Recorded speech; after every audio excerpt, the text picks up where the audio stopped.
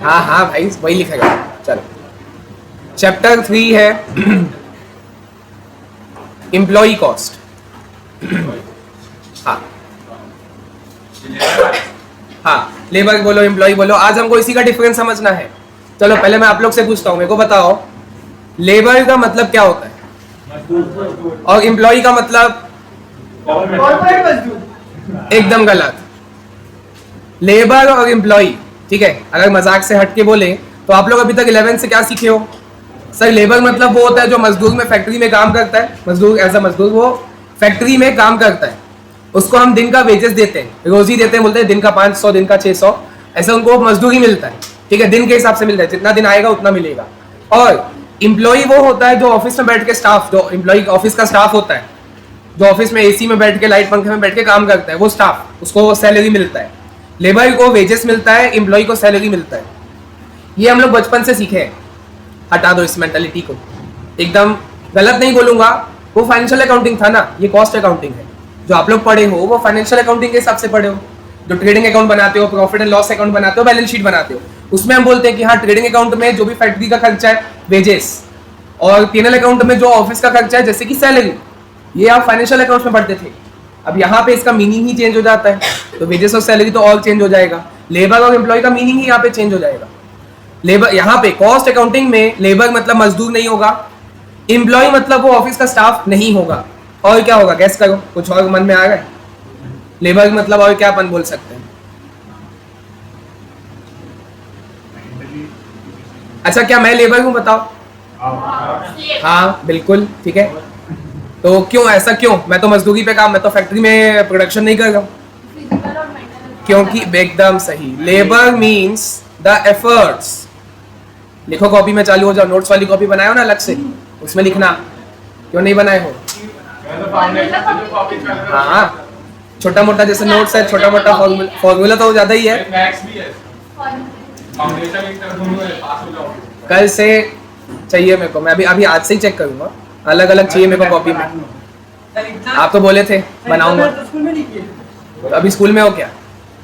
चलो, labour means the efforts which can be either physical or mental।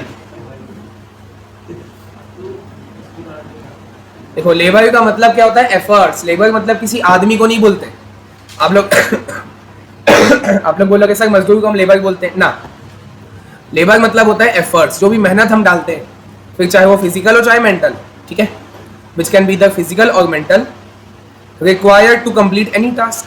भाई effort किस लिए चाहिए? किसी भी टास्क को कंप्लीट करने के लिए चाहिए। Required for completing any task, completing any particular task. किसी भी टास्क को खत्म करने के लिए या तो फिजिकल एफर्ट्स या मेंटल एफर्ट्स लगता है, उस एफर्ट्स को हम बोलते हैं लेबर। एफर्ट्स को ये नहीं बताऊंगा कि वो इंटेंजिबल है, आप लोग लिखना। एफर्ट्स तो इंटेंजिबल है ना, उसको आप छू सकते हो क्या? मैं कितनी मेहनत डाल लगाऊं, अपन इसको छू सकते हैं क्या? नहीं, बट उस मेहनत से ही जो आपका जो काम होता है वो कंप्लीट हो पाता है, ठीक है, जो टास्क है वो कंप्लीट हो पाता है। एफर्ट्स क्या है? इंटेंजिबल थिंग है ना, एफर्ट्स को हम देख नहीं सकते, छू नहीं सकते, उसको महसूस कर सकते हैं कि हाँ भाई इसका एफर्ट्स है। समझ आया? तो एम्प्लॉय मतलब क्या कहेंगे? एम्प्लॉय को बंदा कहेंगे। एम्प्लॉय इज द पर्सन, फिर चाहे वो फैक्ट्री वाला पर्सन हो चाहे ऑफिस वाला पर्सन हो, employee is the person, employee is the person who puts efforts, जो एफर्ट डालेगा, ठीक है। एफर्ट को हम लोग लेबर बोल रहे हैं, एफर्ट को लेबर, और जो बंदा एफर्ट डाल रहा है वो एम्प्लॉय है। फिर चाहे वो फैक्ट्री का मजदूर हो, उसको भी हम यहाँ पे एम्प्लॉय कहेंगे। फिर चाहे वो ऑफिस का स्टाफ हो, सेल्स का स्टाफ हो, मैनेजर हो, सीईओ, डायरेक्टर कोई भी हो, उसको हम एम्प्लॉय कहेंगे। मजदूर को भी एम्प्लॉय कहेंगे, जो फैक्ट्री में काम करता है उसको भी एम्प्लॉय, क्योंकि वो पर्सन है ना, हु पुट्स एफर्ट्स। बस इतना ही काफी। Employee is the person who puts efforts. Clear है? पर चैप्टर का नाम क्या है? Employee cost. वो क्या होगा? उसका मीनिंग सोचो। एम्प्लॉय कॉस्ट, हाँ हाँ, पैसा दोगे ना भाई, वो एफर्ट डालेगा तो आप उसको पैसा दोगे ना, तो बस वो है cost. Employee cost is the amount of rewards. देखो ऐसे ऐसे शब्द आपको यूज करने हैं। रिवॉर्ड, रिवॉर्ड मतलब आप लोग वो समझोगे best employee of the year, नहीं, उसका सैलरी, आप अगर एम्प्लॉई हो, आप कहीं पे काम कर रहे हो, आपको रिवॉर्ड में क्या मिलता है, बदले में क्या मिलता है, सैलरी मिलता है ना, वो रिवॉर्ड है। रिवॉर्ड मतलब वो नहीं कि एक ट्रॉफी मिल गया एम्प्लॉय ऑफ द मंथ का, तो वो रिवॉर्ड नहीं, वो तो अलग चीज है, वो तो उसका मोटिवेशन करने के लिए हम देते हैं। आप लोग को भी मिलेगा टॉपर ऑफ द मंथ। तो यहाँ पे क्या है, employee cost is the amount of reward which the company pays, which the company pays, company पे करता है to employee for his efforts. देखो सेंटेंस कैसे ऐसे फ्रेम करते जाना है, अपने आप आंसर बड़ा होते जाएगा। ठीक, एम्प्लॉय कॉस्ट क्या है सर, अमाउंट है। अमाउंट मतलब कुछ ना कुछ रुपीस में रहेगा। अमाउंट बोलेगा मतलब क्या, रुपीस के फॉर्म से, मॉनेटरी टर्म्स में आपको बताना है। तो क्या, कौन सा अमाउंट जो हमने उसको एज अ रिवॉर्ड पे किया है, भाई वो एफर्ट। खांसी नहीं छोड़ेगी। Amount of reward which the company pays to employee, company देता है एम्प्लॉय को। तो तभी तो अपन कॉस्ट किसके हिसाब से बोल रहे हैं, कंपनी के हिसाब से वो कॉस्ट है। एम्प्लॉय के हिसाब से क्या है, इनकम है। देखो जो चीज अमित सर मेरे को दे रहे हैं, पैसा दे रहे हैं अमित सर मेरे को दे रहे हैं, तो उनका कॉस्ट है। तो वो एम्प्लॉय कॉस्ट वाला चैप्टर पढ़ेंगे, वो एम्प्लॉय कॉस्ट वाला सब ये सब लगाएंगे। ठीक है, मैं तो, मेरे लिए तो इनकम है ना, तो मैं इनकम टैक्स का सैलरी चैप्टर पढ़ूंगा कि मेरी जो भी इनकम, सबका अलग अलग पॉइंट ऑफ व्यू है ना। अभी आपको कंपनी के पॉइंट ऑफ व्यू से सोचना है, क्योंकि कॉस्ट तो कंपनी की होती है, एम्प्लॉय का तो क्या होता है, अर्निंग होता है, वो तो इनकम है उसकी। आप एम्प्लॉय की तरह मत सोचना, आप कंपनी की तरह सोचना, आप कंपनी हो। ठीक है, वो तो 11 से अमित सर यही बोल के बताते हैं, आपको जर्नल एंट्री ये ऐसे पास करना है, आपको ये सोचना है कि आप बिजनेस हो, आप बिजनेसमैन नहीं हो, आपको ये सोच के चलना है कि आप बिजनेस हो, कंपनी हो। क्लियर है, एम्प्लॉय कॉस्ट। ठीक, तो चलो इसके आगे एक कैलकुलेशन, पहले आप सुनो, आप लिखना मत, पहले मेरे को कंप्लीट करने दो उसके बाद नोट कर। चलो आप लोग मेरे को बताते जाओ ओरली, हम एम्प्लॉय को क्या क्या देते हैं। कोई इसी एम्प्लॉय को मैंने अपने अंडर रखा है, एम्प्लॉय को मैं क्या क्या दूंगा हर महीने, सैलरी तो दूंगा ही, और क्या दूंगा, बोनस दूंगा। फिर चाहे वो दिवाली होली इसका फेस्टिवल का बोनस हो, या अगर उसने परफॉर्मेंस अच्छा किया, बहुत अच्छा परफॉर्म करके दिया है, कम समय में ज्यादा प्रोडक्शन करके दिया है, तो भी मैं उसको बोनस दूंगा। कोई भी टाइप का बोनस हो सकता है। ठीक है, सैलरी बोनस, और क्या दूंगा, हाँ पीएफ का पैसा दूंगा। ठीक है, अलाउंस मतलब क्या, सैलरी चैप्टर चालू हुआ है इनकम टैक्स में, नहीं हुआ है, फिर तो मेरे को ही समझाना पड़ेगा। अगर सैलरी पड़े होते तो मेरा काम आसान हो जाता। हाँ आओ आओ जल्दी आओ, अभी चालू किए हैं, सिर्फ 3 डेफिनेशन बताया हूँ, देख लेना, नोट कर ले, बता दूंगा आपको, अभी चालू किए। एम्प्लॉय कॉस्ट है चैप्टर का नाम। तो अभी मैं उससे यही पूछ रहा था कि एम्प्लॉय को हम हर महीने क्या क्या पैसा देते हैं। तो सैलरी का पैसा देते हैं, वो हमारी कॉस्ट है। बोनस देते हैं, वो भी हमारा कॉस्ट है। इसी का बोलोगे अलाउंस देते हैं, ये क्या होता है, अलाउंस क्या होता है भाई। मान लो कोई एम्प्लॉय अगर बाहर से आए, देखो बड़ी बड़ी कंपनी में ऐसा होता है, छोटी मोटी में नहीं होता। बड़ी कंपनी में क्या होता है, एम्प्लॉय के रहने खाने का खर्चा भी कंपनी उठाती है। उसको एक अलग से फ्लैट, अलग से एक रूम दिया जाता है, लो भाई तुम यहाँ पे रहो, और कंपनी उसका रेंट पे करती है। मकान मालिक को तो रेंट देना पड़ेगा ना, तो कंपनी मकान मालिक को रेंट देती है और अपने एम्प्लॉय को बोलती है तुम यहाँ पे रह लो। सुने होगे कहीं पे बड़े बड़े, और ये तो और बड़े पे जाओगे तो कंपनी तो घर भी देती है, ये लो तुम, मतलब पूरा घर, मैंने फ्लैट की बात किया, पूरा बंगला दे देंगे, आने जाने के लिए गाड़ी दे देंगे, गाड़ी चलाने के लिए ड्राइवर दे देंगे। ये सब होता है बड़ी बड़ी कंपनी में होता है, एमएनसी में होता है, जो बिग 4 है ना, बिग 4 सुने होगे, उसमें होता है ये सब। वो भी बड़े लेवल का, ऐसा नहीं कि आप एज अ आर्टिकल गए तो आपको ये सब मिल जाएगा। ठीक है, आर्टिकलशिप करने में तो 3000 5000 मिलेगा। जब आप वहाँ के एमडी बन जाओगे, सीईओ चेयरमैन बन जाओगे, ठीक है, मैनेजिंग डायरेक्टर, तो आपको मिलेगा, ये सब मिलता है। तो कंपनी का तो खर्चा है ना, ये सब इनको कहते हैं अलाउंस या परक्विजिट्स। ठीक है, अभी सब वही हमको देखना है। तो चलो मैंने क्या क्या बोला, बंदे को सैलरी देंगे, वो हमारा खर्चा, अभी लिखना मत इसको, देखना अभी एक प्रेजेंटेशन बनाऊंगा, फिर उसको नोट करना वैसी कॉपी में। बंदे को हम सैलरी देंगे, वो हमारा खर्चा हो गया, ठीक है, बात नहीं। फिर हम उसको बोनस भी देंगे, वो हमारा खर्चा हो गया। अब एक मेन चीज, नई चीज आएगी, ये आपको वर्धमान सर और डिटेल में समझाएंगे। डियरनेस अलाउंस क्या होता है ये, चलो मैं हिंदी में बताता हूँ, गैस करना। हिंदी में इसका मतलब होता है महंगाई भत्ता। डियरनेस अलाउंस का मतलब होता है महंगाई भत्ता। अब सोचो क्या है इसका मतलब, महंगाई भत्ता, भत्ता मतलब, ठीक है, हाँ ठीक है, डीए, हाँ यही है डीए, डियरनेस अलाउंस। ठीक है, सही बोल रहा है। महंगाई बढ़ेगा तो उसका सैलरी भी तो बढ़ाओगे ना, जो एक्स्ट्रा सैलरी आप दोगे। तो देखो, अच्छा इसको मैं को यहाँ पे बेसिक सैलरी, ये बेसिक सैलरी है। एक एग्जांपल लो, सैमसंग नाम की एक कंपनी है, यहाँ पे भी है, मान लो यहाँ पे भी उसका कुछ हेड ऑफिस कुछ होगा, कोई तो ऑफिस होगा। मुंबई में भी एक ऑफिस है सैमसंग का ही, कंपनी एक ही है। रायपुर में एक ऑफिस है, मुंबई में एक ऑफिस है, ठीक है। मैं चलो लिख के बताता हूँ। एग्जाम्पल है, रायपुर का सैमसंग का ऑफिस, मुंबई का सैमसंग का ऑफिस, ठीक है। दोनों जगह पे काम मान लो मैनेजर है, सेल्स मैनेजर है, ठीक है। रायपुर का सेल्स मैनेजर, ऐसे मुंबई में भी एक होगा सेल्स मैनेजर। देखो कंपनी एक ही है कंपनी एक ही है, और जो बंदा काम कर रहा है उसकी पोस्ट भी एक ही है। बंदे तो अलग होंगे ना, क्योंकि मुंबई का अलग, रायपुर का अलग, दोनों की पोस्ट वही है। वो भी सेल्स मैनेजर है, जो मुंबई में है वो भी सेल्स मैनेजर है। दोनों की सैलरी सेम हो जाएगी कि अलग अलग होगी? क्यों अलग अलग? काम ही उतना है, 9 to 5 का जॉब है, पोस्ट भी वही है, क्वालिफिकेशन भी वही चाहिए सबको, क्वालिफिकेशन सेम है दोनों की। कंपनी सबसे इंपॉर्टेंट, तो भाई कंपनी सेम है, तो एक ही कंपनी है, एक ही पोस्ट के बंदे को अलग अलग पैसा क्यों देना है? बारह बजे। हाँ क्यों? इन्फ्लेशन, बिल्कुल। रायपुर सस्ता है as compare to Mumbai, Raipur जो है वो सस्ता है। तो अब अगर मैं आपको एक चीज बताऊं, इनका जो बेसिक सैलरी होगा ना, देखो मैं ऐसे लिख के दिखाऊं, अगर बेसिक सैलरी जो होगा, मान लो इसका भी ऐसे जस्ट फॉर एग्जांपल 1000 है, इसका भी 1000 होगा। बेसिक सैलरी की बात कर लो, बेसिक तुम्हारा सेम रहेगा, ठीक है। उसके ऊपर बोनस, बोनस को भी मत लो डियर मेरे को तो हमको ये समझना है ना, डियरनेस अलाउंस।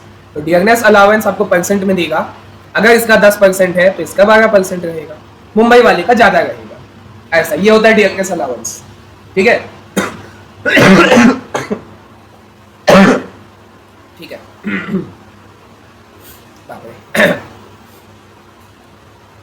ये आवाज का इससे चिल्लाना पड़ रहा है, ठीक है। बेसिक सैलरी जो है वो सभी का सेम रहता है। तुम एक ही पोस्ट में हो, सेल्स मैनेजर ही हो, तो भाई सैलरी तो सेम मिलेगा ना, बेसिक सैलरी सेम मिलेगा।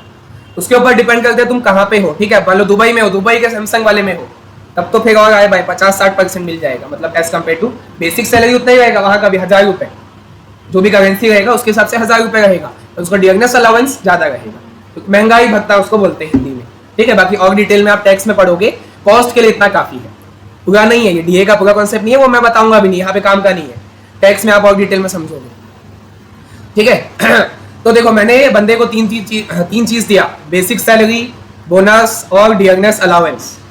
जो भी इन तीनों का अमाउंट होगा मैं ऐड कर दूंगा। चलो मान लो ये 1000 है, ये 200 है और ये 300 है डियरनेस अलाउंस, ठीक है। ऐड करके क्या हुआ, कितना हो गया? 1500 हुआ। 1500 जो है ना, ये आपका आ गया ग्रॉस सैलरी, ग्रॉस सैलरी आपका आ गया, ठीक है।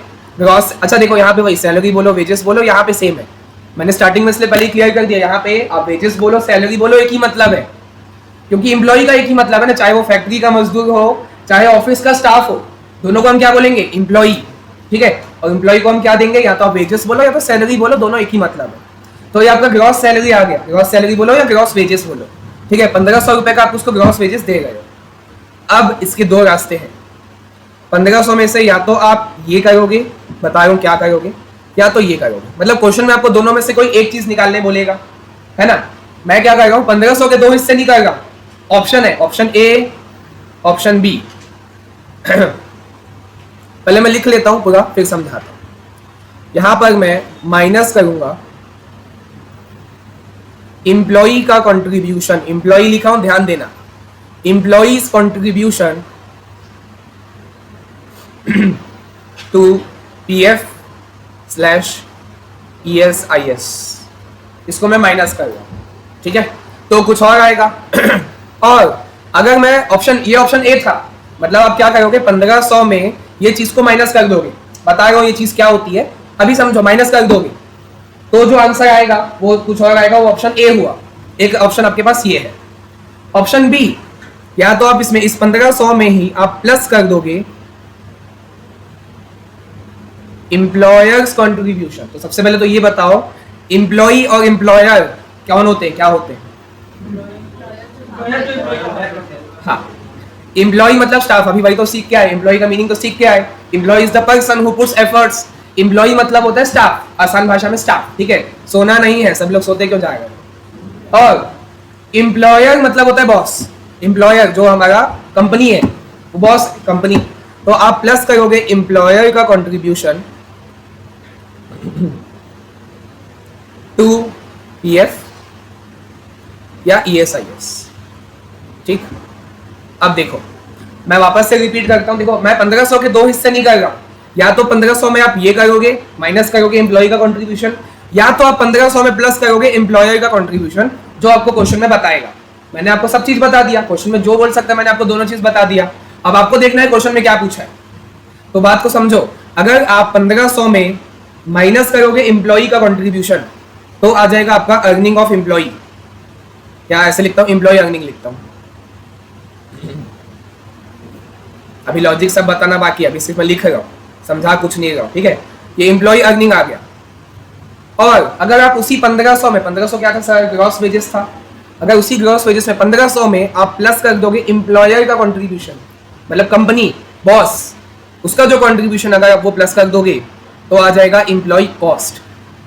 अब डिटेल में आप समझते हैं क्या है, अभी तक मैं सिर्फ लिख रहा था, अब इसको समझते हैं क्या है। आपको क्वेश्चन में पूछेगा या तो एम्प्लॉय अर्निंग निकालने बोलेगा तो आपको माइनस करना पड़ेगा एम्प्लॉय का कंट्रीब्यूशन, अगर आपको एम्प्लॉय का कॉस्ट पूछेगा तो आपको प्लस करना पड़ेगा वो भी एम्प्लॉयर का कंट्रीब्यूशन। अब समझो लॉजिक क्यों, ऐसा क्या है। देखो मैं क्या बोल रहा हूँ भाई, देखो ग्रॉस वेजेस तो दोनों में 1500 रहेगा, ग्रॉस वेजेस इसमें भी 1500 रहेगा, दूसरे वाले में भी 1500 रहेगा। तो ठीक है, मैं एक बार यहाँ पे लिख देता हूँ 1500। ठीक है, तो चलो आप लोग एक चीज सुने होंगे अपने कोई सीनियर से जो जॉब पे है, आप लोग से 5-6 साल सीनियर, 2-4 साल सीनियर जो जॉब पे है, बड़ी बड़ी कंपनी में है, आप लोग सुने होंगे 6 लाख का पैकेज होता है, 10 लाख का, ऐसे सुने होंगे ना, 10 लाख का पैकेज है साल का। पैकेज मतलब क्या होता है, मतलब इतना आपको पैसा मिलेगा, ठीक है, पर उसके आगे बंदा एक और बात बोलता है, मतलब साल का पैकेज तो 10 लाख है पर काट पीट के हाथ में मेरे पास 8 लाख आ जाता है, ऐसा सुने होंगे कहीं पे। तो ऐसा क्यों, जब साल का पैकेज आपका 10 लाख है तो काट पीट के आपको हाथ में 8 लाख ही मिलता है। क्यों काट पीट रहे, क्या काट रहे उसमें से, एम्प्लॉय का कंट्रीब्यूशन। आप एम्प्लॉय हो ना, आपका अगर ग्रॉस वेजेस मान लो 1500 है तो आपको 1500 पूरा हाथ में नहीं दिया जाएगा, आपकी सैलरी में से कुछ पोर्शन माइनस करके आपको हाथ में बाकी बचा हुआ दिया जाता है। तो क्यों माइनस होता है, क्या माइनस होता है, एम्प्लॉय का कंट्रीब्यूशन, आपका जो कंट्रीब्यूशन है पहले ही माइनस हो जाता है। ऐसा नहीं कि आपको हाथ में पहले 1500 देंगे और फिर आपसे कंट्रीब्यूशन का पैसा लेंगे। अच्छा, कंट्रीब्यूशन मतलब क्या होता है, योगदान, मतलब आपका जो योगदान है आपका माइनस करके मिलता है। और योगदान आप किस में दे रहे हो, आप ही के प्रोविडेंट फंड में। क्या होता है प्रोविडेंट फंड, पीएफ मतलब प्रोविडेंट फंड। क्या होता है प्रोविडेंट फंड का मतलब पता है, बिल्कुल, आपकी हर महीने आपकी सैलरी से कुछ पोर्शन कटते जाता है। क्वेश्चन में बताएगा 10%, 8% कट गया आपकी सैलरी से। जब आप रिटायरमेंट होगे, ओल्ड जब 60 साल के हो जाओगे, 60-65 साल के, जब रिटायरमेंट लोगे तो वो पीएफ का जितना भी पैसा कटा है वो एक साथ आपको मिलेगा, वो भी इंटरेस्ट के साथ, उसमें इंटरेस्ट भी मिलता है। ठीक है, तो सोच लो अगर आप 25 मैक्सिमम से मैक्सिमम 25 साल की उम्र में भी अगर आप चालू करते हो जॉब करना, 60 साल तक जॉब करोगे, कितना हो गया, 35 साल हो गया। 35 साल हर महीने सैलरी से कट गए और बाद में मिल रहा है 35 साल के बाद इंटरेस्ट जोड़ के, वो भी सिंपल इंटरेस्ट नहीं, कंपाउंड इंटरेस्ट। तो सोचो कितना पैसा हो जाएगा, आप ही का पैसा है वो, आप ही की सैलरी से कटाना भाई। ठीक है, और दूसरा चीज है ESIS, full form employ state insurance scheme. ESIS का फुल फॉर्म होता है एम्प्लॉय स्टेट इंश्योरेंस स्कीम। आसान भाषा में वन वर्ड में इंश्योरेंस, इंश्योरेंस का पैसा भी आप ही के सैलरी से कटता है। ठीक है, एम्प्लॉय स्टेट मतलब क्या, आपकी स्टेट अच्छी है ना, हाथ पैर काम करेगा तो आपका इंश्योरेंस करवा है हेल्थ, जैसे वो अकाउंट्स में सुने होगे वर्कमैन कंपनसेशन रिजर्व होता है अकाउंट्स में, क्योंकि पार्टनर को बांट दिया जाता है, क्लेम आता है तो ठीक है, नहीं तो पार्टनर को बांट दिया जाता है। वर्कमैन कंपनसेशन रिजर्व एक आता है, एडमिशन में, रिटायरमेंट में होता है, बस ये वही है ईएसआईएस, एम्प्लॉय स्टेट इंश्योरेंस स्कीम। हम इंश्योरेंस के लिए उसके आप पैसा काट लेते हैं सैलरी में। क्या चीज, ईएसआईसी, सी मतलब कंट्रीब्यूशन, फुल फॉर्म यही। कंपनी रहती है जिसकी स्टॉक आईपीओ रजिस्टर्ड है, हाँ, वो अपने जो एम्प्लॉइज रहते हैं, हाँ, उनको कुछ कुछ शेयर्स देता है, वो ईसॉप होता है, ईएसओपी होता है। उसमें क्या होता है, जैसे एम्प्लॉय को कुछ होता है ना तो उसमें पैसा मिलता है, यही तो है, आप ही की सैलरी से कट गए ना पहले, तो क्या होता है,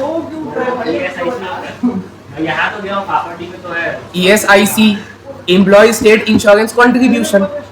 सी का फुल फॉर्म पे कंट्रीब्यूशन हो जाएगा, ये एस है, यहाँ पे एस का मतलब क्या बोला मैं, स्कीम, स्कीम है, कंट्रीब्यूशन है, वो ठीक है ना, एक ही है। ईएसआई क्या होगा, इंश्योरेंस, मैं भी इंश्योरेंस बोला, आप भी इंश्योरेंस ही तो बोलेगा, है ना। एम्प्लॉय स्टेट इंश्योरेंस स्कीम बोलो, कंट्रीब्यूशन बोलो, ठीक है, वो वाला स्कीम है, 25 दिन में पैसा डबल स्कीम। ठीक है। तो देखो इसलिए आप क्या निकालना चाहते हो, एम्प्लॉय का अर्निंग निकालना चाहते हो कि एम्प्लॉय पैसा कितना कमाया, मतलब एट द एंड एम्प्लॉय के हाथ में कितना आया। तो बात वही हो गई ना, बंदा क्या बोलेगा, बंदा बोलेगा सर मेरा 1500 का पैकेज है, ठीक है 1500 का पैकेज है, बट काट पीट के मेरे हाथ में 1300 रुपए आ जाता है। तो भाई काट पीट के 1300, उसका वो अर्निंग उसका 1300 माना जाएगा। अगर वो इनकम टैक्स देगा तो 1300 में देगा। ये भी आपको वर्धमान सर सिखाएंगे। भाई उसके हाथ में वो 1500 पे क्यों टैक्स देगा, 1500 उसको मिला क्या अभी, तो उसकी इनकम ही 1500 नहीं हुई तो 1500 पे टैक्स क्यों देगा। उसके हाथ में अर्निंग कितनी मिली उसको, 1300 काट के मिली ना, तो 1300 पे वो टैक्स लगेगा। और डिटेल में सिखाएंगे, अभी सैलरी चैप्टर पढ़ते ना, पता है मेरा काम आसान हो जाता है। अगली बार बोलूंगा वर्धमान सर को पहले सैलरी पढ़ाओ तब मैं ये पढ़ाऊंगा। हाँ, तो ये समझ आया कि अगर आपको एम्प्लॉय का अर्निंग निकालना है कि एम्प्लॉय कितना पैसा कमा रहा है, कितना पैसा वो घर लेके जा रहा है, तो कंपनी तो उसको बोला, कंपनी जब उसको रखा था जॉब पे, कंपनी जब उसको काम पे रखा था तो बोला था भाई देखो 1500 दूंगा, बट जब पैसा देने की बारी आई तो 1300 रुपए देगा, पैसा काट के देगा। तो हाँ कटेगा, सबका पैसा कटता है पीएफ में और ईएसआईएस में। इतना समझ आया। अच्छा एम्प्लॉय का ही कटेगा ना भाई, आप सिंपल सी बात है, अगर आप एम्प्लॉय का अर्निंग निकाल रहे हो तो एम्प्लॉय का ही तो कंट्रीब्यूशन कटेगा ना, ठीक है, मजा तो वहां पे आएगा। इतना समझ आया, इतना क्लियर है, ठीक है। अब आते हैं यहाँ पे, अगर आपको क्वेश्चन में बोल दिया नहीं एम्प्लॉय का कॉस्ट निकालो, एम्प्लॉय कॉस्ट मतलब क्या, अभी देखे थे ऊपर, employee cost is the amount which is paid as a reward to the employee. Employee को हम जो भी पैसा पे करते हैं, तो एक बात बताओ एम्प्लॉय कॉस्ट जो है वो किसके, कॉस्ट किसके पॉइंट ऑफ व्यू से होता है, कंपनी के पॉइंट ऑफ व्यू से या एम्प्लॉय के पॉइंट ऑफ व्यू से। कॉस्ट किसको लगता है, कंपनी को लगता है, मतलब एम्प्लॉयर, कंपनी को मैं एम्प्लॉयर अगर बोलूं तो इसीलिए आप क्या करोगे, एम्प्लॉयर का कंट्रीब्यूशन प्लस करोगे। प्लस क्यों, हाँ बताओ ना, प्लस क्यों। देखो ग्रॉस सैलरी तो उतना ही होगा 1500, ग्रॉस सैलरी बोलो या ग्रॉस वेजेस बोलो वो तो 1500 ही रहेगा। अब एक यहाँ पे लॉ है, ये भी आपको सिखाया जाएगा, एक लॉ है कि एम्प्लॉय का जितना कंट्रीब्यूशन आप काटोगे, आप लोग कंपनी हो, आप लोग जितने भी 12-13 लोग अभी बैठे हो, समझो आप कंपनी हो, मतलब आप एम्प्लॉयर हो, ठीक है। तो एज अ एम्प्लॉयर आपने क्या किया, एम्प्लॉय की सैलरी में से पैसा काट लिया, 200 रुपये आपने काट लिया और पीएफ में जमा कर दिया। तो लॉ ये बोलता है कि जितना पैसा आपने एम्प्लॉय की सैलरी में से काटा उतना ही पैसा आपको अपनी जेब से डालना पड़ेगा। तो मतलब पीएफ में कितना जमा हो जाएगा, 200 तो आप उसकी सैलरी से ही काट गए हो और 200 रुपए एक्स्ट्रा आप अपनी जेब से डालोगे, तो उसके पीएफ में कितना चलेगा, 400 रुपए चले गया। उसकी सैलरी से 200 कट गए, ठीक है, एम्प्लॉय की सैलरी से 200 कट गया और 1300 उसको हमने दे दिया हाथ में। अब आप तो एम्प्लॉयर हो, आप कंपनी हो, तो उस कंपनी में आपने उसका पीएफ कितना जमा रखा था, 200 काटा था, उतना ही 200 रुपए आपको एक्स्ट्रा पैसा आपको अपनी जेब से और डालना पड़ेगा उसी के अकाउंट के, उसी पीएफ अकाउंट में। तो आपका खर्चा तो 1700 हो गया ना। अगर आप एम्प्लॉयर हो, आप कंपनी हो, 1500 रुपए तो आपका जा ही रहा है। आप बोलोगे नहीं सर 1300 रुपए गया है, 1300 भाई उसके हाथ में गया है, तो क्या 200 रुपए आपको तो पूरा 1500 का कॉस्ट लगेगा ना। अगर मैं बात करूं इस 1500 की, आपकी जेब से कितना जा रहा है, 1500 या 1300, 1500 जा रहा है पूरा। आप बोलोगे नहीं सर 200 रुपए तो पीएफ में गया है ना, तो उसकी सैलरी से काटा, उसको कम पैसा मिला 1300 रुपए, और जो 200 रुपए आपने अलग किया तो वो तो पीएफ अकाउंट में पड़ा रहेगा ना। क्या वो आपका पैसा है, नहीं, वो आपको देना पड़ेगा। आप कंपनी हो, जब भी एम्प्लॉय रिटायरमेंट लेगा आपसे तो वो 200 रुपए आपको उस टाइम देना पड़ेगा। तो यहाँ पे आपका कॉस्ट 1500 तो आपका कॉस्ट है, इतना मानते हो, आपकी जेब से 1500 तो जाएगा ही जाएगा, उसके बाद एडिशनल 200 रुपए और एक्स्ट्रा जाएगा, आपकी जेब से और लगाना पड़ेगा, क्योंकि ये लॉ है जितना आप सैलरी आप जितना पीएफ आप एम्प्लॉय की सैलरी से काट रहे हो उतना ही पीएफ में आपको भी जमा करना पड़ेगा, उतना ही पैसा। एग्जाम्पल, हाँ पीएफ में, उसके पीएफ के लिए, हाँ उसको 1300 मिला और आपकी जेब से कितना गया, 1300 गया कि 1500 गया, 1500। तो मैंने यहाँ पे इसलिए फिर से 1500 ही सही चालू किया। और देना है, जितना एम्प्लॉय के कंट्रीब्यूशन से आप काटोगे उतना ही पैसा आपको भी अपनी जेब से उस पीएफ में जमा करना पड़ेगा। ये पीएफ में जब मिलेगा रिटायरमेंट के टाइम पे 200 400 हो गया, हाँ 400 हो गया, महीने का 400 कट गया उसके में से, वो जमा होकर मिलेगा, जमा होके मिलेगा। 200 की प्लस कर दीजिए, 1500 कॉस्ट में जोर से बोलो। ये 1500 है, वो तो मतलब कॉस्ट है, मतलब कंपनी की कॉस्ट है, हाँ 200 एक्स्ट्रा क्यों देती है? अपन एक्स्ट्रा जमा करके ना, देखो 1500 का मैंने यहाँ पे जो लेफ्ट साइड में मैंने दिखाया, 1500 का आप दो हिस्सा कर चुके हो, 1300 रुपए एम्प्लॉय को दिए हो और 200 रुपए उसी के पीएफ में जमा किए हो। तो ये 200 रुपए आया कहाँ से, आपने डाला क्या अपनी जेब से, नहीं, एम्प्लॉय की जो सैलरी थी उसी में से काटा। तो जितना पैसा आप एम्प्लॉय की सैलरी से काट के पीएफ में डाल रहे हो, उतना ही पैसा आपको अपनी जेब से भी एक्स्ट्रा उसके पीएफ में डालना पड़ेगा। लॉ है। ये गवर्नमेंट में मतलब ये गवर्नमेंट बोलती है, गवर्नमेंट बोलती है, लॉ है। ठीक है, एग्जाम्पल लो। देखो अमित सर है, तो ये कौन है? एम्प्लॉयर है। ठीक है, ये आ गए ना, और यहां पे मैं हूं, मैं तो एम्प्लॉय हूं। ठीक है, और यही एग्जाम्पल लेते हैं। एग्जाम्पल क्या? ये सच्चाई है। महीने का 1500 मेरे को मिला, तो 1500 पूरे हाथ में मिलेगा क्या मेरे को? नहीं। अच्छा मान लो ये मेरे पीएफ का है, ऐसा मैं एक डब्बा बना दिया, यश के नाम का पीएफ बना दिया मैंने। ठीक है, तो अब देखो अमित सर की जेब से तो पूरा 1500 जाएगा भाई। अमित सर जब पैसा निकालेंगे ना, पर्स में से पैसा निकालेंगे, 1500 निकालेंगे, मेरे को 1300 देंगे और 200 रुपए मेरे नाम के पीएफ अकाउंट में डाल देंगे। 200 रखना भाई, 200 रुपए।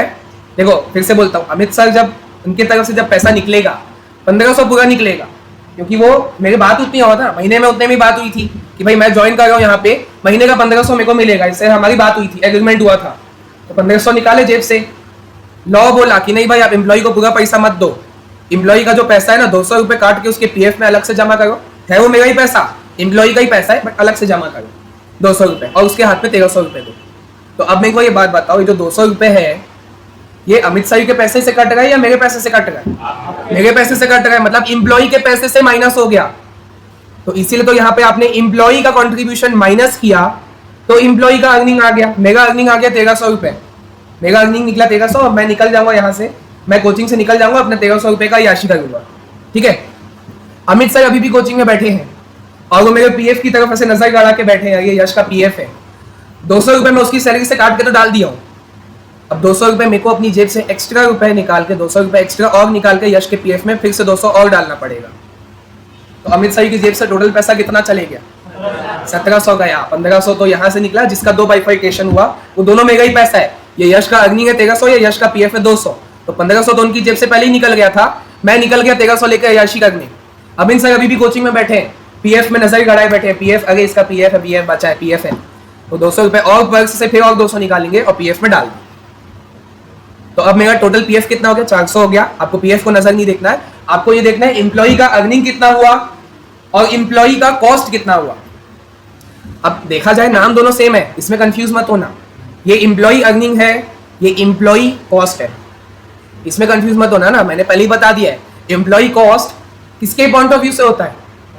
कंपनी यानी एम्प्लॉय के पॉइंट ऑफ व्यू से होता है। तो देखो वापस से लास्ट टाइम कंक्लूजन, 1500 पे बात हुई थी। अच्छा देखो ये वाला मेरा राइट हैंड है, ये मैं हूँ, मैं यश हूँ, और ये अमित सर है एम्प्लॉयर। ठीक है, तो दोनों पे बात हुई थी, 1500 की बात हुई थी। अब ये वाला हाथ मेरा, ये मैं हूँ, तो मेरे को जो पैसा मिलेगा वो कम मिलेगा। तो एम्प्लॉय की अर्निंग कितनी हो गई? 1300 रुपए हो गई माइनस होके, और एम्प्लॉय का कॉस्ट कितना हो गया? बढ़ गया, क्योंकि अमित सर है, तो उनको एक्स्ट्रा पैसा अपना जेब से देना पड़ा पीएफ का, तो उनका पैसा बढ़ गया। एम्प्लॉय कॉस्ट ज्यादा कितनी हो गई? 1700 हो गई। क्लियर है ये चीज? पक्का? वापस से हाँ स्टार्टिंग से देखे, देखो एम्प्लॉय को अपन 3 चीज देते हैं। अगर ग्रॉस की बात करें, बेसिक सैलरी देंगे, बोनस देंगे और डियरनेस अलाउंस देंगे। इन तीनों को आपने जैसे ही ऐड किया तो ग्रॉस वेजेस आ गया। अब मैं ग्रॉस वेजेस के 2 हिस्से नहीं कर रहा हूं, मैं 1500 के 2 हिस्से बांट नहीं रहा हूं। आपको क्वेश्चन में आपको 2 रास्ते दिखाएगा, या तो 1500 में आप ये वाला काम करोगे, एम्प्लॉय अर्निंग निकालोगे, या तो 1500 से आप एम्प्लॉय कॉस्ट निकालोगे। 1500 से ही निकालोगे, 1500 आपका स्टार्टिंग पॉइंट है, वहां से आप शुरुआत करोगे। अब अगर आपको बोल दिया एम्प्लॉय अर्निंग, भाई एम्प्लॉय का अर्निंग निकालो, तो मतलब एम्प्लॉय के पॉइंट ऑफ व्यू से सोचोगे, एम्प्लॉय का कंट्रीब्यूशन माइनस कर दोगे, क्योंकि उसको पैसा काट के मिलता है, इसलिए माइनस। अगर आपको एम्प्लॉय कॉस्ट निकालने बोलेगा, एम्प्लॉय कॉस्ट किसके हिसाब से होता है? एम्प्लॉयर के हिसाब से होता है, कंपनी के हिसाब से। तो भाई कंपनी को तो एक्स्ट्रा पैसा देना होता है, जितना 1500 में बात हुई थी उसको फिर उतना ही पैसा एक्स्ट्रा देना होता है, इसलिए वो ऐड होता है। एम्प्लॉयर का कंट्रीब्यूशन इसलिए ऐड होता है। 1700 रुपए उसका एम्प्लॉय कॉस्ट हुआ, बट एम्प्लॉय का अर्निंग 1300 हुआ, बात हुई थी 1500 में ग्रॉस वेजेस। क्लियर है ये चीज? पक्का? ठीक। अब चलो ये तो आ गया, ये तो पूरे महीने का है। मान लो साल का है, तो अभी एक एग्जांपल लूंगा और मजा आएगा। इसको नोट कर लो, चलो हाँ इसको नोट करो फटाफट। परसेंट रहता है, आपको परसेंट बताएगा। हाँ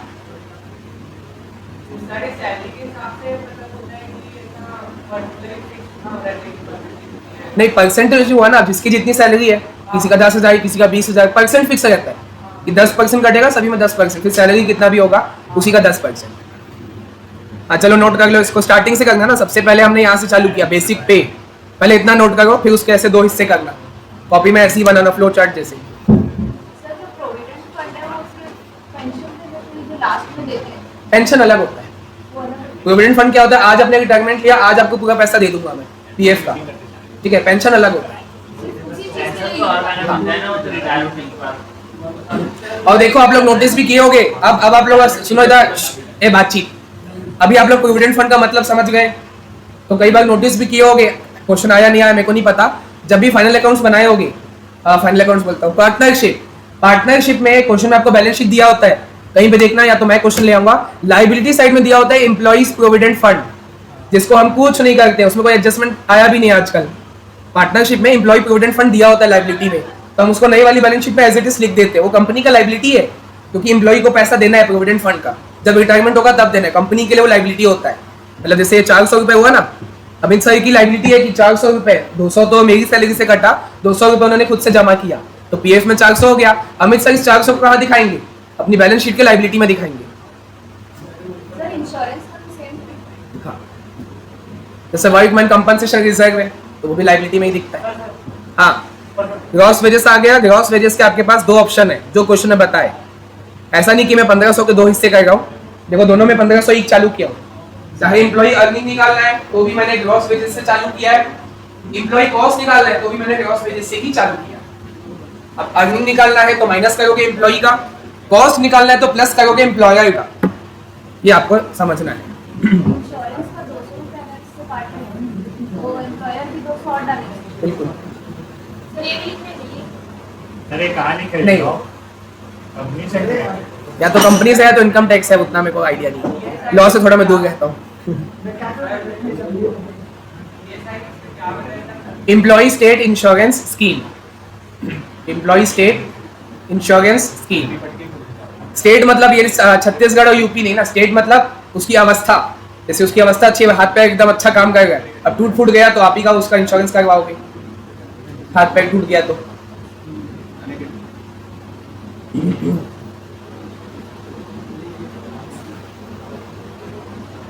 सर ये इंश्योरेंस के बारे में और कुछ और कुछ मतलब मतलब इंश्योरेंस के लिए फंड है या फिर डायरेक्ट रिजर्व में करते हैं? हाँ, उसी फंड इकट्ठा, तभी तो प्रीमियम भरोगे। पहले हमने क्या किया, उसकी सैलरी से काट लिया, ठीक है, अब उसको हम रखें अपने पास, उसी से तो प्रीमियम का पैसा भरेंगे। अब उतना ही पैसा एम्प्लॉय को भी देना पड़ेगा, 200 इसका कटा, 200 हम अपनी जेब से डालेंगे, 400 रुपये का हम प्रीमियम भरेंगे इंश्योरेंस का, ऐसा है। अगर प्रीमियम किसी भी कंट्रीब्यूशन में हो जाए तो 200 पर भी डालना पड़ेगा। हाँ, तो पॉलिसी होता है ना अलग अलग, मतलब मैं चाहे तो महीने का 2 लाख भी दे सकता हूँ इंश्योरेंस प्रीमियम, वो हमारे ऊपर है, वो इंश्योरेंस कंपनी आपको बताएगा। जैसे आपका डाउट है ना कि 200 में अगर हम प्रीमियम भरा गया तो वो नहीं देगा, वो देगा। 400 रुपये इकट्ठा हो गया, अब हम ऐसा पॉलिसी चूज करेंगे जिसमें 400 रुपये ही देना पड़ेगा हर महीने, ऐसा। वो इंश्योरेंस पॉलिसी आप कौन सी ले रहे हो वो डिपेंड करता है। मैं 2 लाख वाली भी पॉलिसी ले सकता हूँ, महीने का 2 लाख देना पड़ेगा।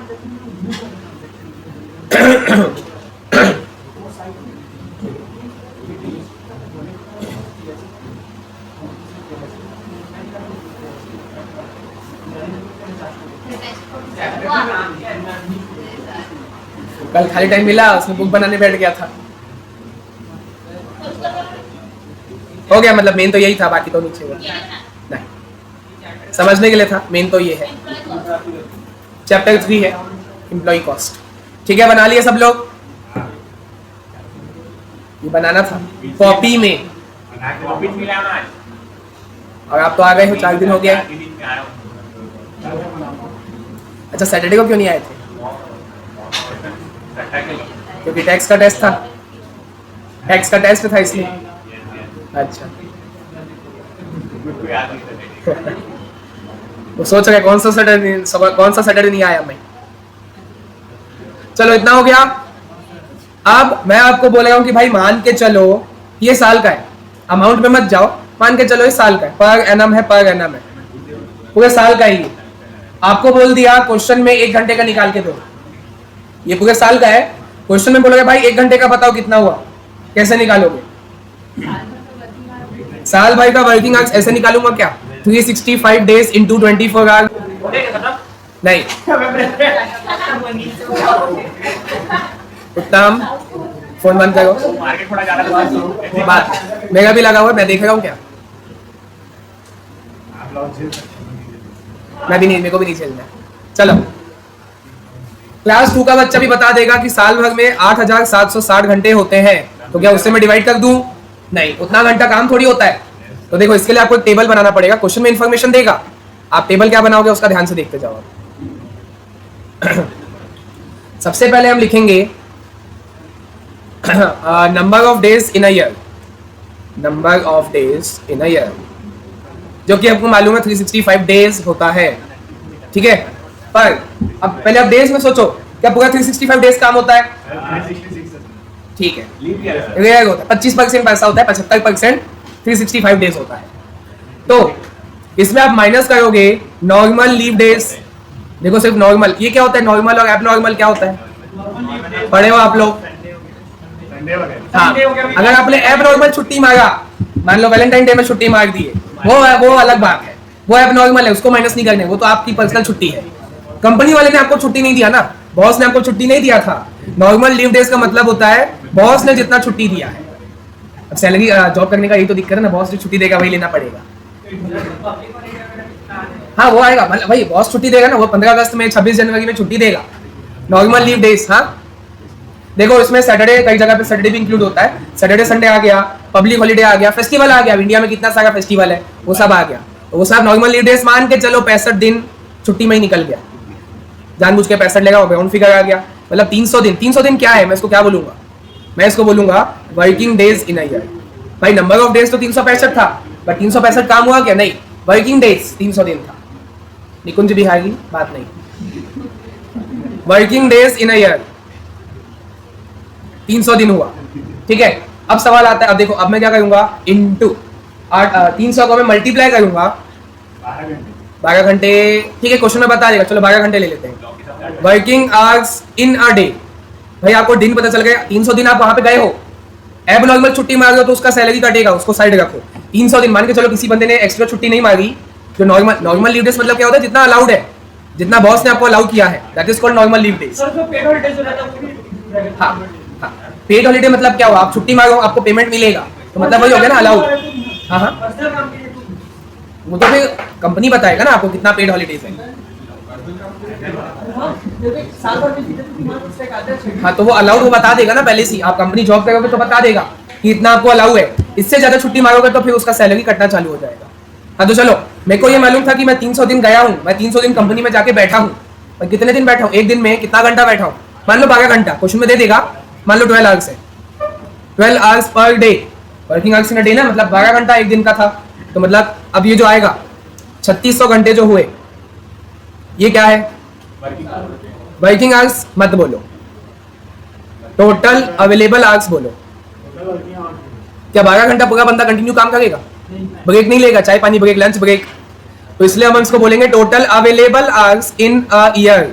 साल भर में इतने घंटे आपके पास अवेलेबल थे, आपके हाथ में। अवेलेबल मतलब क्या होता है? आप चाहते तो 3600 घंटा काम कर सकते थे, अवेलेबल है, काम कर लो 3600 घंटा। बट हम लोग इंसान है भाई, मशीन भी नहीं कर सकती कंटिन्यू, मशीन को भी तो आराम देना होता है ना, मशीन गर्म हो जाती है। हम तो इंसान है और एक्स्ट्रा टाइम पास भी करना होता है, ठीक है, अभिषेक जैसे। हाँ हाँ, सिंगल है तो उसको टाइम पास नहीं करना होता। तो हम इसमें माइनस करेंगे normal idle time. Normal idle time, idle मतलब क्या होता है? खाली बैठना। वो वाला आइडल नहीं है जो, क्या बोला था हिंदी में, किसी ने बोला था ना, इंस्पिरेशन, वो IDOL होता है, वो अलग है ना। IDOL इंडियन आइडल वो अलग चीज है, ये आइडल मतलब खाली बैठना। जितना आपको अलाउड है खाली बैठना भी वो आपको बताएगा, कितना घंटा खाली बैठना अलाउड है।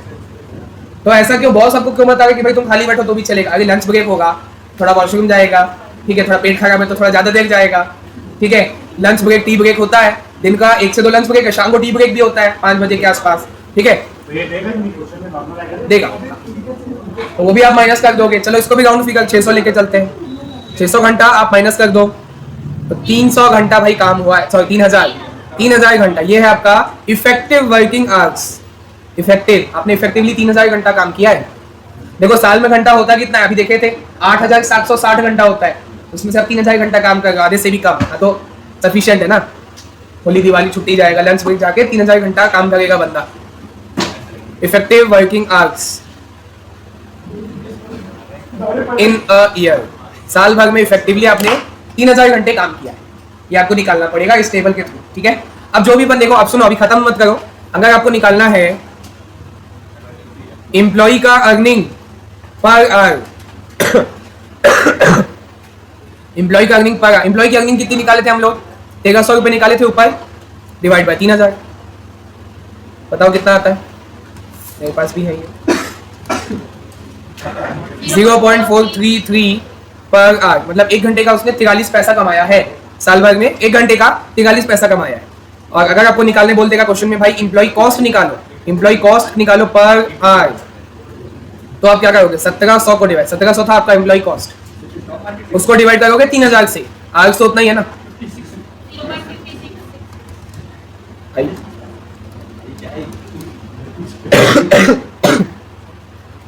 0.56667 कर देता हूँ पर आवर, 1 घंटे का इतना खर्चा हुआ है, जो कंपनी है उसका इतना रुपए 1 घंटे का खर्च हुआ है, और एम्प्लॉय को इतने का अर्निंग हुआ है, क्योंकि पैसा उसको काट पीट के मिलता है। तो चलो इसको नोट करो, ये वाला टेबल। हेडिंग क्या डालोगे? Calculation of effective hours. नहीं, एबनॉर्मल है तो पैसा कटेगा ना, उसको मैं क्यों माइनस करने दूंगा?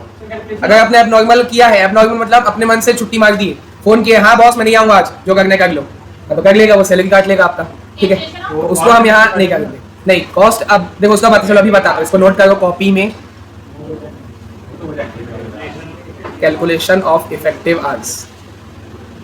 सीएमए में फाउंडेशन में था, कंसाइनमेंट था, ये आदमी ना, तो कंसाइनमेंट में आपको ये सिखाया गया होगा नॉर्मल लॉस और एबनॉर्मल लॉस सीखे होगे। नॉर्मल लॉस का क्या सिखाए थे? नॉर्मल लॉस की वजह से कॉस्ट पर यूनिट पर केजी पर टन बढ़ जाता है ना। और होता क्या है नॉर्मल लॉस, जो क्या बोलते हैं, अनअवॉइडेबल, मतलब सबके साथ होता है, इनहेरेंट इन नेचर है, जैसे इवेपोरेशन इनहेरेंट इन नेचर है, आप उसको रोक नहीं सकते, वो होगा ही होगा, ठीक है। तो सेम यहाँ पे ये है नॉर्मल आइडल टाइम, मतलब वो बंदा खाली बैठेगा ही बैठेगा, आप उसको रोक नहीं सकते खाली बैठने से, क्योंकि लंच ब्रेक जाएगा, टी ब्रेक जाएगा, वॉशरूम जाएगा, वो खाली बैठेगा ही, आप उसको रोक नहीं सकते। तो इसी की वजह से आपका कॉस्ट बढ़ेगा, ठीक है, तो इसलिए मैं उसी को माइनस कर रहा हूँ। अभी इसको नंबर एग्जांपल लेके बताता हूँ। और एबनॉर्मल लॉस क्या होता है? जो आपकी लापरवाही का नतीजा है। एबनॉर्मल लॉस आपकी गलती की वजह से आपके मटेरियल का नुकसान हो गया। तो यहाँ पे अगर मैं बोलूँ एबनॉर्मल आइडल टाइम, मतलब आपकी गलती की वजह से वो बंदा खाली बैठा है। एग्जाम्पल हाँ अभी मैं ले लिया हूँ अपने मन से, क्वेश्चन में दिया रहेगा। एबनॉर्मल आइडल टाइम क्या होगा जाहिर, जैसे मेरी गलती की वजह, मैं एम्प्लॉयर हूँ, मैं कंपनी हूँ, कंपनी की गलती की वजह से वो बंदा खाली बैठा है, मान लो मशीन नहीं है, नहीं होगा, वो तो कॉस्टिंग आपकी गलती है ना, तो आप उसको कॉस्ट में क्यों जोड़ोगे? उसको आपका अपना कॉस्टिंग पेल के डेबिट में जाएगा, आप उससे कॉस्ट नहीं बढ़ा सकते अपने। एग्जांपल से बताता हूँ, चलो इसको नोट करो। हाँ नहीं होगी, कॉपी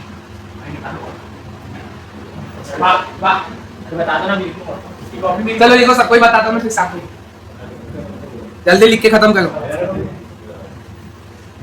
पता होना चाहिए।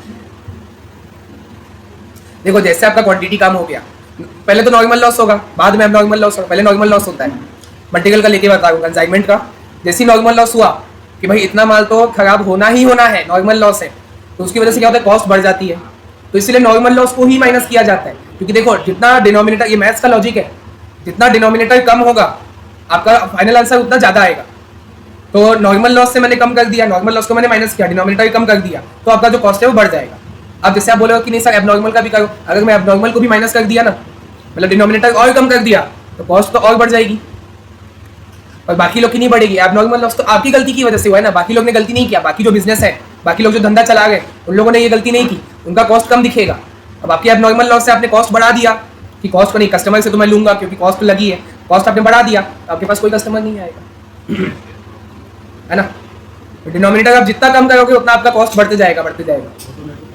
हाँ चलो अब हो गया क्या सबका? लिखो जल्दी लिखो। देखो पैसा तो वैसे देना पड़ेगा, हाँ पैसा देना पड़ेगा। एबनॉर्मल आइडल टाइम मतलब क्या?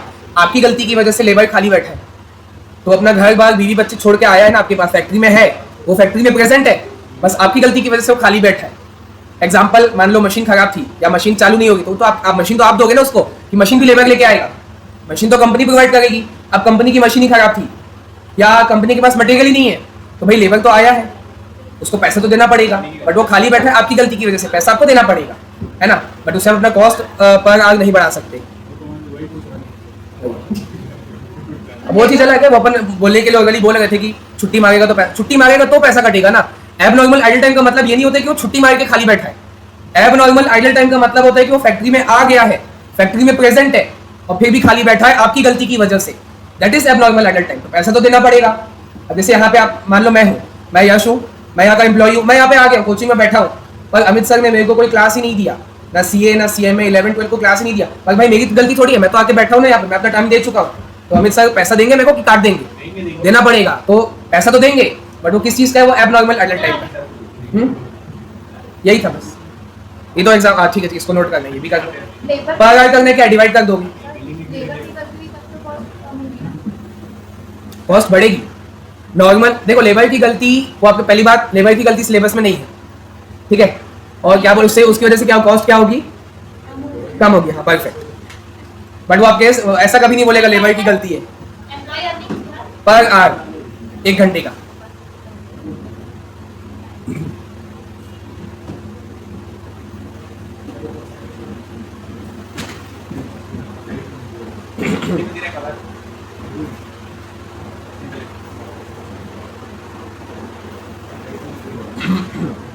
हो गया इतना लिखे?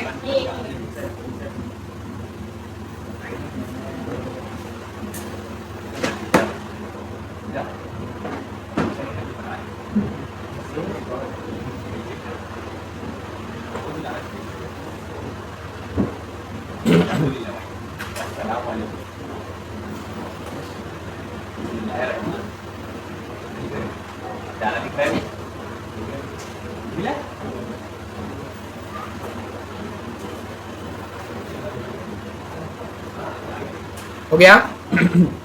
चलो, तो इस टॉपिक का कोई भी क्वेश्चन आपके मॉड्यूल में नहीं है, मैं लाऊंगा कल। चालू कर दिया बुक बनाना, कोई जो मैं स्नैप में होंगे तो देखे होंगे। एम्प्लॉय का ही चालू किया हूँ बनाना। हाँ तीनों में डाला, सब व्हाट्सएप तीनों में डाला। हाँ टाइम मैं चैप्टर वाइज देते जाऊंगा, कल ही तो चालू किया हूँ, कल पहले दिन चालू किया हूँ। चैप्टर वाइज जैसे जैसे चैप्टर होगा उसका बना के देते जाऊंगा प्रिंटेड फॉर्म में। एक साथ फिर एक महीने लगेगा कम से कम। बुक बनाना छोटी बात होती है क्या? इतनी, इससे डबल मोटी बनेगी, इससे डबल मोटी रहेगी मेरी। हाँ तो वही बोलूंगा, मैं चैप्टर वाइज देते जाऊंगा। अब क्या आप लोग की बैच में मैं रनिंग बनाते जा रहा हूँ तो इसलिए होगा। अगली बैच में थोड़ी आप लोग रहोगे, अगली बैच से ऐसा पूरा बुक में मिल जाएगा, जैसे वर्धमान सर दिए हैं। और क्या मैं अभी बनाना चालू किया हूँ, एकदम अच्छा रहेगा। अभी बनाना चालू किया हूँ तो चैप्टर वाइज धीरे धीरे देना पड़ेगा ना।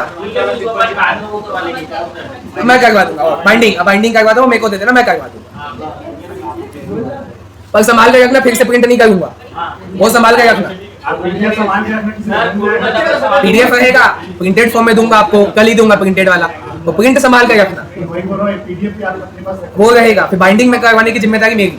प्रिंटेड फॉर्म आप लोग को संभालना पड़ेगा, प्रिंट दोबारा करके नहीं दूंगा। वहाँ क्या वहाँ आप घुमाओगे, मैं फिर से दूंगा। हाँ तो चलो सुनो मेरी बात, क्या बोल रहा था? इसका तो अपना क्वेश्चन है नहीं, आते हैं अगले टॉपिक में, इससे भी छोटा सा है। देखो ये क्या था, कैलकुलेशन ऑफ, अपन देखो 3 चीज सीखे, चुप हो जाओ। हम लोग 3 चीज सीखे, कैलकुलेशन ऑफ एम्प्लॉय अर्निंग, ऊपर वाला टेबल जो उसके दोस्त से किया था। एम्प्लॉय अर्निंग सीखे, एम्प्लॉय कॉस्ट निकालना सीखे, और फिर कैलकुलेशन ऑफ इफेक्टिव आवर्स निकालना सीखे। इफेक्टिवली मतलब ऑन एन होल पूरे साल में उसने इफेक्टिवली अच्छे से कितना काम किया, 3000 घंटे काम किया। पहले दिन देखे, दिन में से जितना छुट्टी दिया, ठीक है, फिर आवर्स से मल्टीप्लाई किया, जितना आवर्स को खाली बैठा था माइनस किए, इफेक्टिव आवर्स आए। अब अगला टॉपिक, सबसे अच्छा टॉपिक, एग्जाम में ये ज्यादा पूछता है, अभी जो मैं चालू करेगा। ए पगला, हो गया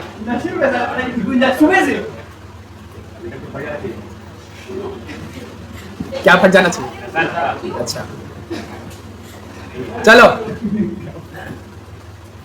कैलकुलेशन ऑफ लेबर टर्नओवर, लिखो टॉपिक का नाम, calculation of labour turnover rate.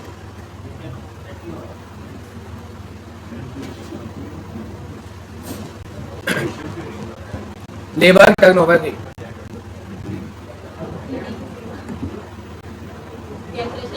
Hello हाँ अभिषेक आ जाओ, बस 5 मिनट बचे। मैं क्या करूँगा? मैं भी बैठा हूँ। Calculation of labour turnover rate cost में कितने शिफ्ट है? 14। सबसे बड़ा फंक्शन है कोई भी नहीं, वेटेज वाइज पूछो तो ऐसा है। वेटेज वाइज ना आपको चैप्टर नहीं बताता, इंडेक्स खोल के देखोगे तो मॉड्यूल्स दिया हुआ है। चैप्टर वाइज वेटेज वो कभी नहीं बताता है, वो मैं बताऊंगा धीरे से। हाँ यूनिट वाइज बताता है, यूनिट वाइज आपका वेटेज है। Calculation of labour turn over rate, पहले इसका मीनिंग देखेंगे, पहले तो मीनिंग लिखना पड़ेगा फिर कैलकुलेशन। तो पहले मीनिंग लिखो चलो। लेबर टर्न ओवर मतलब क्या? नहीं जितना लेबर काम करके देते नहीं साल तो भर में लेबर में साल भर में हम cost कितना पैसा दे कितना रहे हैं? खर्चा कर रहे हैं उसके ऊपर? उसको कितना पैसा दे रहे हैं हम लोग? ना और कोई लेबर टर्नओवर रेट मतलब क्या? हाँ मतलब क्या? या फिर एक एस्टिमेटेड परसेंटेज जो एक बार काम करके देगा। साल भर में कितने एम्प्लॉय आपके पास आए और कितने एम्प्लॉय छोड़ के गए? हाँ वही तो होगा, गुस्सा के कारण छोड़ के बैठ जाते हैं। और नहीं करवा के छोड़ के भागी थी, क्या? गुस्से से छोड़ के भागे। हाँ तो ठीक है ना, वही तो बोल रहा था। कब बोले आप? वाह। वाह क्या? Labour turnover rate means the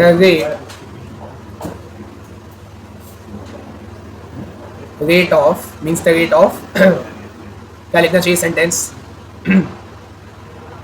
means the rate of, ऐसा लिख दो, ज्वाइनिंग ऑफ एम्प्लॉय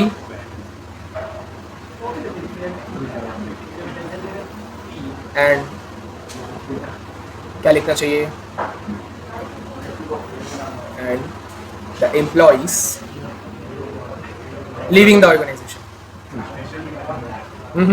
स्टेशन में क्या होता है? Leaving the employee leaving the organisation. ठीक, एम्प्लॉय टर्नओवर रेट क्या होता है? जिसमें देखो, अच्छा पहले ज्वाइन करेगा कि पहले छोड़ के जाएगा? पहले पुराना वाला छोड़ के जाएगा ना, तब तो नया आएगा। हाँ तो भाई ठीक, ये आपको निकालना है, परसेंट में निकालना है। तो चलो, इसके आपके पास 4 मेथड है अलग अलग, तो लिखते जाए। चलो सेंटेंस हो गया, अब फॉर्मूला। 4 अलग अलग मेथड है ये बातचीत। देखो सबसे पहला भाई सेपरेशन मेथड, नाम से समझ आ गया। सेपरेशन मतलब क्या? कितने लोग आपको छोड़ के गए हैं, तो आपको क्या पहले यहाँ पे क्या लिखना पड़ेगा? देखो, number of separation divided by average number of employ. Nikunj अलग से बिठाऊं? Number of separation upon average employ into 100, क्योंकि आपको परसेंट में निकालना है ना, तो इनटू 100। ठीक है, अब देखो नंबर ऑफ सेपरेशन मतलब क्या? क्या होता है नंबर ऑफ सेपरेशन? सेपरेशन होता है क्या पहले? जुदाई,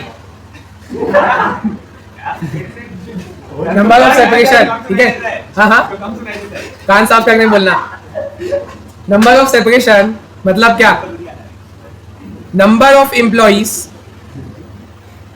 left and discharge. Number of separation मतलब कितने लोग हमसे अलग हो गए। तो अब अलग 2 कारण से हो सकते हैं, या तो खुद अपने गुस्से से, अपने खुन्नस से छोड़ के चले गया, पेट फाड़ के जाओ मेरे को नहीं करेंगे तुम्हारी जॉब, तो वो होता है नंबर ऑफ एम्प्लॉय लेफ्ट मतलब वो खुद से छोड़ के गया, वो लेफ्ट। और डिस्चार्ज मतलब हमने उसको धक्के मार के निकाल दिया, निकल जाए यहाँ से। तो दोनों अलग तो हुए ना, दोनों कंपनी छोड़ के तो गए ना, तो दोनों को लेना है। मान लो अगर आपको नंबर ऑफ एम्प्लॉय लेफ्ट अलग से दिया है और डिस्चार्ज अलग से दिया है, तो दोनों को जोड़ना पड़ेगा। हाँ ये सेपरेशन और नहीं, फॉर्मूला तो वो हुआ नंबर ऑफ सेपरेशन। अब मैं ये लिखूं, नंबर ऑफ सेपरेशन क्या होता है? नंबर ऑफ सेपरेशन मतलब होता है number of employee left and discharge. ये दोनों इक्वल में थे। नहीं, अलग भी हो सकता है, लेफ्ट और डिस्चार्ज अलग अलग होगा ना। लेफ्ट मतलब जितने लोग छोड़ के गए। अच्छा मैं ये बता रहा हूँ कि लेफ्ट और डिस्चार्ज मिला के सेपरेशन आएगा, ये बता रहा हूँ। भाई तो अभी बोला कि मान लो क्वेश्चन में लेफ्ट अलग से दिया हुआ है, डिस्चार्ज अलग से दिया हुआ है, तो दोनों को जोड़ के आपका सेपरेशन निकलेगा। एवरेज कैसे आता है? Sum of all observation upon number. तो क्या करोगे? Opening number of employ in the beginning plus number of employ at the end divided by 2। हाँ एवरेज निकालने के लिए डिवाइड बाय 2 करोगे। हाँ ओपनिंग एम्प्लॉय क्लोजिंग एम्प्लॉय मत बोलना, ओपनिंग क्लोजिंग स्टॉक का होता है। दोनों का ऐड करके ना ओपनिंग और क्लोजिंग। हाँ ओपनिंग क्लोजिंग नहीं बोलेंगे, हम बोलेंगे, अरे चुप ना पागल लोग, एक तो लिखने दो। नंबर ऑफ सेपरेशन समझ आया? जितने लोग खुद से छोड़ के गए वो लेफ्ट, और जिसको कंपनी ने निकाल दिया वो डिस्चार्ज। दोनों को मिला को दोनों को ऐड करोगे तो सेपरेशन आएगा। एवरेज कैसे आएगा? Average number of employee. हाँ, ओपनिंग क्लोजिंग नहीं बोलेंगे यहाँ पे, ओपनिंग क्लोजिंग स्टॉक का होता है और एम्प्लॉय का स्टॉक मेंटेन करते हो क्या? तो लिखोगे number of employ in the beginning at the end. Joining क्या? Number of employ at the end. End में हमारे पास कितने एम्प्लॉय है? होल डिवाइडेड बाय 2, दोनों को प्लस करोगे डिवाइड बाय 2।